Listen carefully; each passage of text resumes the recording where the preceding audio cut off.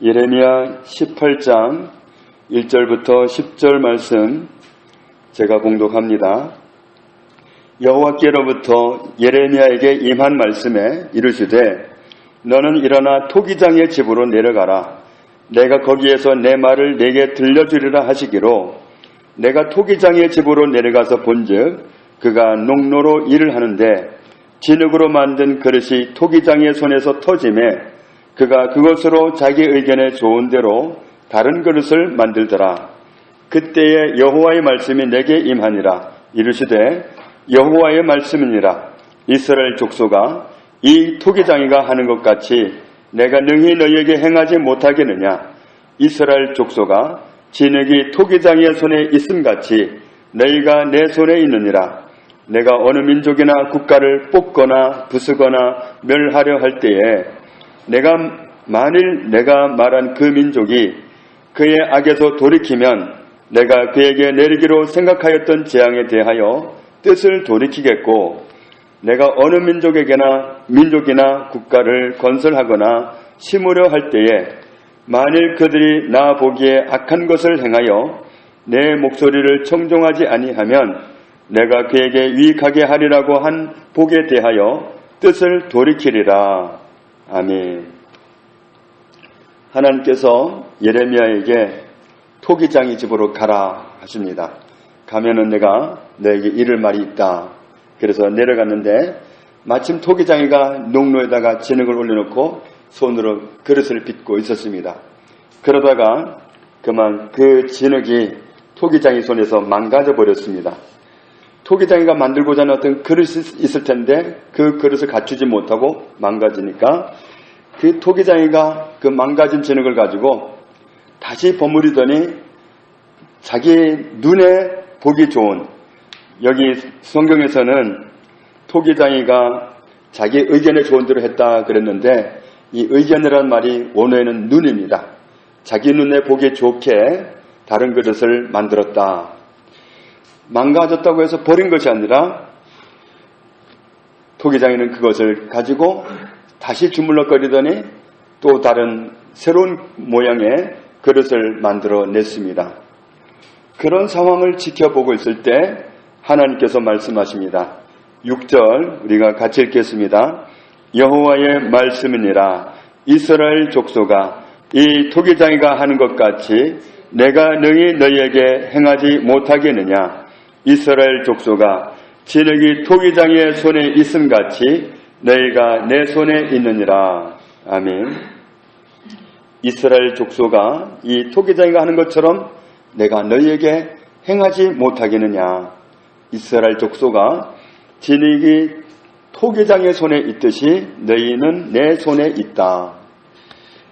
개인이든 민족이든 나라든 하나님께서 더 이상은 용납할 수가 없어서 뽑거나 부수거나 망하게 하려고 계획을 세웠다고 하자. 8절에 보면 만일 그들이 거기에서 돌아선다면, 악에서 돌아선다면 하나님께서도 작정하셨던 재앙을 진행하지 않으시고 철회하시겠다, 돌이키시겠다 그렇게 약속하십니다. 결국 사람이 악을 받아들이는 게 멸망으로 가는 겁니다. 죄를 받아들이는 게 멸망으로 가는 겁니다. 죄를 가지고 있으면 죽고 죄를 버리면 삽니다.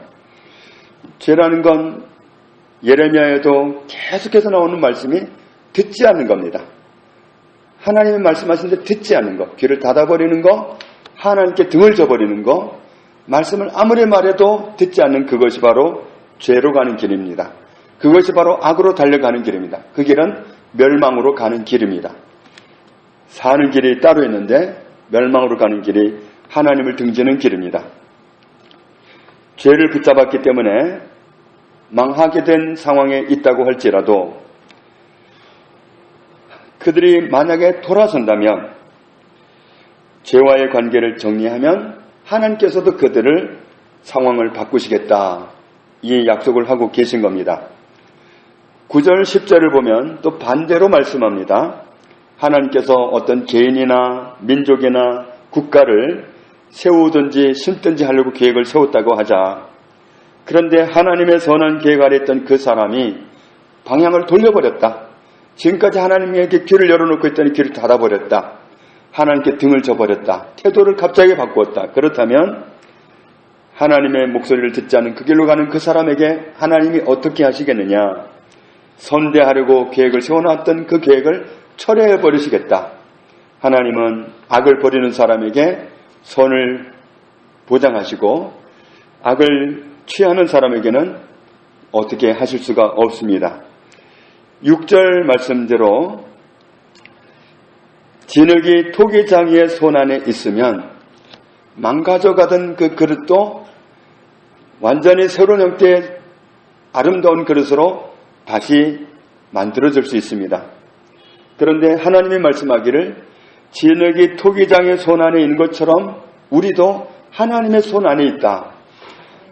그런데 이 토기장이라고 그랬는데 원어로는 만드는 사람입니다.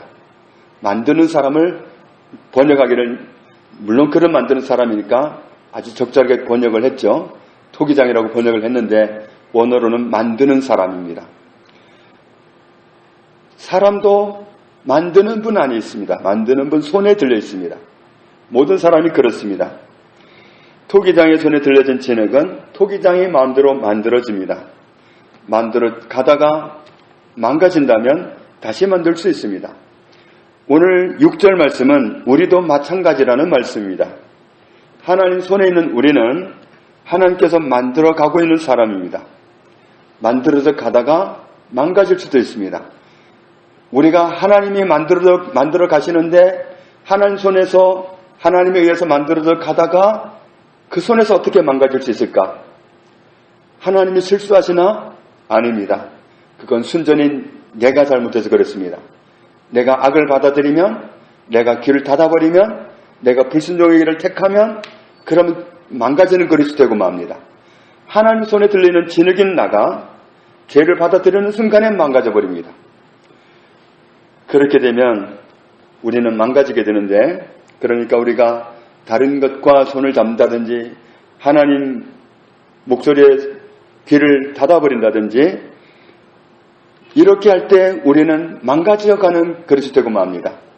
그러나 그런 상황에서도 깨져가다가도 돌이키면, 망가져가다가도 돌이키면, 그러면 하나님 눈에 드는 아름다운 그릇으로 하나님이 다시 만드신다. 하나님은 만드시는 분이십니다. 때로 하나님 손에 있음에도 불구하고 죄의 유혹에 말려들어서 하나님의 음성의 귀를 막아서 망가져가는 우리 가족이 있을 수도 있습니다. 형제라든지 자녀라든지 조카라든지 하나님 손에 있는데도 불구하고 다른 것을 받아들이는 바람에, 아니면 귀를 닫아버리는 바람에 망가질 수 있습니다. 그럴 때 우리는 어떻게 할까? 오늘 말씀에 망가져 가다가도 돌이키면 하나님은 다시 아름다운 그릇으로 만드신다 그러는데, 그 문제가 나라면 내가 돌이키면 되지만 내 가족이면 어떻게 할까? 정말 다른 사람은 내가 마음대로 할 수가 없습니다. 때리기도 하지만 때린다고 다 되는 게 아닙니다. 사람이 마음으로 결심을 해야 되는 거기 때문에 자기가 이제 공부해야 되겠다, 자기가 결심하면 제일 좋습니다. 그런데 정말 협박하고 때리고 그래가지고 공부를 하게 만든다면 효과가 그렇게 나지를 않습니다. 하나님께 붙잡히는 것도 마찬가지입니다. 하나님은 그릇을 만들어 가고 계시는데, 그런데 뭔가를 잘못 받아들여가지고 망가집니다. 그게 내 문제라면 내가 돌이키면 되는데 남이면 어떻게 할까? 우리가 이런 문제를 생각할 수 있습니다. 6절 말씀을 다시 보면은 6절을 같이 읽겠습니다. 여호와의 말씀이니라. 이스라엘 족속아, 이 토기장이가 하는 것 같이 내가 능히 너희에게 행하지 못하겠느냐? 이스라엘 족속아, 진흙이 토기장의 손에 있음같이 너희가 내 손에 있느니라. 아멘. 이 말씀은 바로 우리를 위한 말씀입니다. 하나님 손에 들려있는 진흙은 그건 소망이 있습니다. 토기장의 손에 아직도 들려있는 진흙은 소망이 있는 것처럼 하나님 손에 아직도 들려있는 사람은 소망이 있습니다. 그런데 너희는 내 손에 있다고 말씀하십니다. 심지어는 내가 너를 내 손바닥에 새겨놓았다고까지 말씀하십니다. 너를 두른 성벽이 내 앞에 있다고까지 말씀하십니다. 사람은 부모가 자식을 잊을는가 몰라도 하나님은 못 잊는다고 말씀하십니다. 그 하나님은 말씀하기를 너는 내 손 안에 있다. 내 손에 들려져 있다. 토기장의 손에 들려있는 진흙은 망가져도 소망이 있습니다. 하나님 손에 들려있는 사람은 망가져도 소망이 있습니다. 하나님은 하실 수 있습니다. 요한일서 5장 16절에 누구든지 형제가 사망에 이르지 아니하는 죄에 범하는 것을 보거든 구하라.